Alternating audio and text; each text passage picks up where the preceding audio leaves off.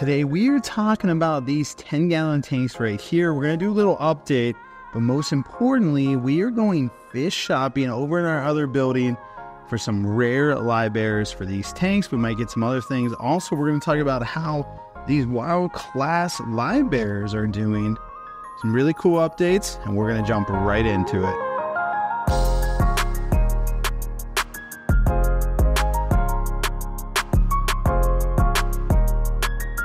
First things first, we can't just add live bears or any other type of fish without putting some like plants and things like that in there. I'm going to set these two up differently than I did these original three, but I want to get these all set up, add some live plants to them, do all the things, and then I'm going to take you guys next door and we're going to pick out what fish we're actually going to keep in these tanks. I got the tanks set up the way that I want them. In this tank, I decided to go with a Salvinia, and this is a different type of Salvinia. It's little like teacups, which I love. The root structure is just really cool in these guys, so I think some babies could get up there and hide. I did the subwasser tank because that's, you know, just one of my favorite plants, and I got a ton of it. So we had a lot of it up here already. I know you really can't see, but that bucket's full of it. So these two are kind of set up the same. They got different floating plants. This is water lettuce in the first two. Then I got the Salvinia in this one, which I'm hoping the water current really doesn't mess with it too much. And then over here, I decided to go with nauseous grass or guppy grass. I'm really excited to see how this does because this is one of my favorite plants. This is really good for breeding live bears. And then I did the subwasser tank and these ones as well. And so eventually we'll convert this tank over. That has regular Salvinia in it right now. And then I got a whole bunch more that the team cleaned for me this week. There's only 3 left that have shrimp in them, which we'll probably keep those. And so now we get to go next door and actually pick out some fish, which is super exciting because honestly, I don't know what I'm going to get. So I'm over in the other building now, and we roughly have about 300 aquariums full of fish. So we specialize in Nano Fish. So this whole section is a whole bunch of guppies. All the ponds are full of bottom feeders like plecos and things like that. And then as you walk into the different rooms, we just have a ton of stuff. Like this whole row right here is pretty much Endlers.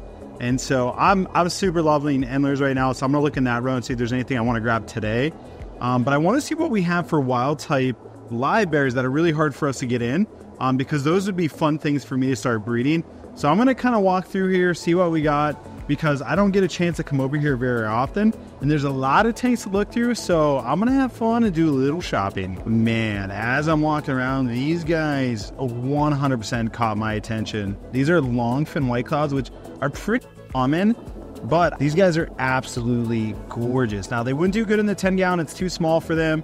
I'd have to set up like an out guys, which it's getting close to pond season, so that is definitely something I might have to do. But man, oh man, are these guys phenomenal. So I'm super pumped that we have some of these left. These are called Least Killifishl, and these are one of the smallest live bears, if not the smallest live bear. And these are ones that we can never get in. They're super slow to breed, and my wife loves these guys. And I see a bunch of females, a decent amount of males, and so I definitely think this is a contender for what's going to go in one of the 10-gallon tanks. Now, here's a fish that I definitely want to keep. This is called the red Swamp Guppy. Now, these guys are pretty rare. You don't see them in the hobby too often. They're a wild type live bear. Definitely one that I want to keep because these guys were near impossible to get, and we literally have been looking for them for over a year, and they finally became available to us, and we scooped up as many as we had room for, and we've been looking for them ever since. This one is going to be a tough choice. I'm in the Endler row, and these are the white Peacock Endlers, and they just have really cool white colors on their tails, and so I'm leaning towards keeping these guys, but I'm going to keep looking to see what else I come across. But these guys are just super fascinating. These sky blue Endlers definitely caught my eye too. Yeah, I'm struggling on this one, which one I want to keep. There's a bunch of females left, but there's only like a few males. And so if I'm going to get them, now's probably the time. I just wish I had more tanks set up. This is the Class Endler. This is a wild type Endler that we've kept for probably about 4 years now. And I definitely want to get a colony of these going over in the gallery just so that I can watch them and have fun with them. But I was also thinking about putting these in a bigger tank and really let them go wild. And so I'm torn based on what I want to do, but I have to make a decision and I can only get 3 types. So I made my final decision. The one that was really up in the air is what type of antler I was going to get. I decided to go with the sky blue because we only had 2 males left and they look phenomenal. Blue's my favorite color. So I got 2 boys. I was going to get 6 girls, but there was a 7th one that sneaked in. So I was like, yeah, I'll let her stay. And then the least Killifishl, which is a live bear, and it's not technically a Killifishl. But these guys are just awesome. So I got 6 girls, 2 males.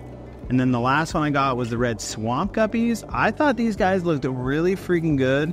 And the males are just absolutely phenomenal. You can see that one just let out a big old poopy. Yeah, little dookie. But anyway, yeah, the males just look really good. And I try to get females that had good color too, which they don't show a ton of color, but they definitely show some color. And that was the other cool thing with these guys, the sky blue endlers. These ones have, the females have like a blue subtle, yeah, you can see it shimmering on the ones to the right. So they got some really cool colors. And these guys just like, you could see how many babies are in there ready to pop. So I'm going to get these in one of the tanks and hopefully we get babies by next week. So let me carry these next door and then we'll get these guys acclimated. I got the fish back over here. I got them acclimated. And I just want to show you, I'm just doing it real simple for acclimation. I'm just letting these guys sit in their dip and pour, get temperature acclimated, probably for about 5-10 minutes at the most. And then I'm just going to dump them directly in. And the reason I'm doing it that way is I know our water parameters are pretty similar for both buildings. And so these guys shouldn't have any problem acclimating. And this will give you a better look at these guys. Just so stinking cool. So I'm really excited to get these guys going and see what it looks like. I decided to put the least Killifishl in here because it's the one that had the least amount of cover. And then also the roots are the smallest. I did the bigger fish down here just because there's going to be a lot more cover, a lot more area for the babies to hide. And I think that's what we need for the bigger fish. And then I did want to do an update on these guys. These guys are just awesome. These are I believe these ones are the Millers. Yeah, I'm pretty sure. And they're just absolutely gorgeous fish. I haven't seen any babies yet. I've been checking, so nothing yet. I'm thinking about adding some water sprayed in here and just creating more cover for these guys so they feel even safer. These ones, these are the pygmy swordtails, and they're beautiful. They're pretty, bland, but they're cool in their own sense. And there's a ton of females that are showing eggs, but same thing. I'm not seeing, and I don't mean eggs, I mean actual babies. Like that one, see how it has a black spot on the back? But I haven't seen any babies yet, so I might add some water spray to this one as well. And I'll do that probably next week, so I'll show you guys what we mean. But hopefully, these guys will start showing us babies. My goal is to get a couple more tanks set up, move some more endlers over here, and really convert this. And then once we get the fish room going over here, which is going to be through that door, then that's where we're really going to introduce shrimp back in and do some selective breeding on those. So super excited, tons going on, but let me give these guys a couple minutes and I'll show you what they look like in the tank. While I'm waiting for them to acclimate, I figured I would feed them some cyclopods. This stuff is really great. It's very similar to baby brine. So I didn't have any baby brine, so that's what I figured I would do. I just get a little container filled up with tap water, put 1 cube in there, melt it, and then add it directly to the tank. So figured I would do that real fast. Once it's thawed, this is what it looks like. It's pretty small. I put my finger in the camera just so you guys can get an idea, but this stuff is tiny, so it's perfect for these small live bears. I just got done feeding all the tanks, and these guys are definitely the ones that are most proactive when it comes to food. Like, they're just going crazy, eating really good, so that's good to see. Hopefully, again, I might thin out this population a little bit because there's quite a few males. I might take like 10 or 15 of them out and then just see how it goes from there. Same thing with this one. I might dwindle it down a little bit. These guys are still pretty skittish, so I'm definitely thinking about adding more plants. I'll do that probably next week. And then in here, the least Killifishl, they're definitely eating it too, so good to see. I literally just put them in the tank, so to see them already eating is a good sign. It means they're happy, and nothing in the parameters really threw them off. And these guys are searching around for it too. These are the red Swamp Guppies. So again, good to see. They definitely feel more calm than the other ones. I think it's because the guppy grass kind of spans the whole width of the tank. And then the sky blues over here, Here's one of the males again. They're eating good too, so excited to see what happens. All the plants got pushed to the front because of the filter, so they're kind of chilling in the back.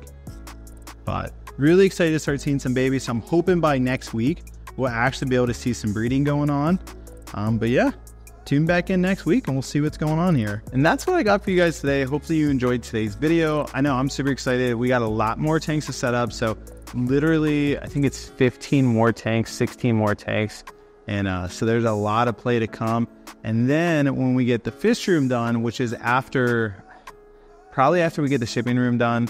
And so, yeah, just a whole lot going on. But when I get that done, and then we're going to do a lot more selective breeding, tons more tanks, probably stick with 5 gallons, something like that. So a lot of good stuff to come. I hope you guys make it a great week. As always, God bless, and we'll catch you on the flip side.